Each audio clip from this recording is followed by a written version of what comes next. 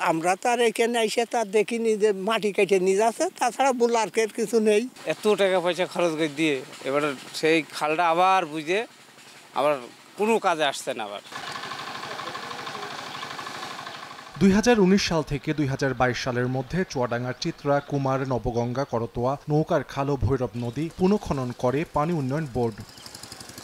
এলাকাবাসী জানান, খননের পর মাটি রাখা হয় নদীর তীরে। এর মধ্যে মাটির একাংশ বৃষ্টির পানির সঙ্গে ধসে আবারও ভরাট হয় নদী। এ কারণে 2 বছর আগে ও পরের নদীগুলোর চিত্র দেখতে একই রকম। অন্যদিকে মাটির বাকি অংশ বিক্রি করে শেষ করছে স্থানীয় প্রভাবশালীরা। অনেকেই আবার জায়গা ফাঁকা পেয়ে নদীর তীরে শুরু করেছেন চাষাবাদ। কোটি কোটি টাকা খরচ করে নদী পুনঃখননের কোনো সুফল পাচ্ছেন না স্থানীয়রা।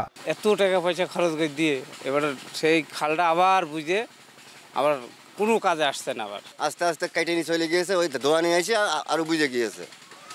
এভাবে থাকলে আর একেবারেই বুঝে যাবে। কোটি কোটি টাকা খরচ করে যে পাড়টা বেঁধে দিল, এতে সরকারের লাভ হলো কি বা জনগণের লাভ হলো কি? মাটি যেতে কেটে বিক্রি করে দেয়।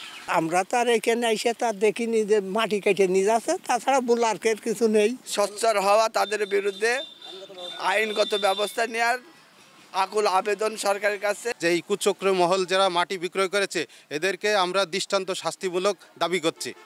নগদে 500 টাকা বা তার বেশি পেমেন্টে পেতে পারেন ঢাকায় জমিসহ 20 কোটি টাকার পুরস্কার।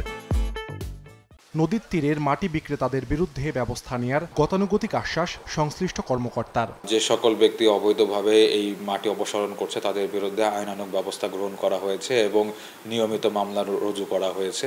এই বিষয়ে পানি উন্নয়ন বোর্ড পরবর্তীতে প্রয়োজন হলে আইনগত ব্যবস্থা গ্রহণ করবে। পানি উন্নয়ন বোর্ডের তথ্য মতে চুয়াডাঙ্গার 6টি নদীর 84.5 কিলোমিটার খননে ব্যয় হয় প্রায় 72 কোটি 21 লাখ টাকা। সময় সংবাদ, চুয়াডাঙ্গা।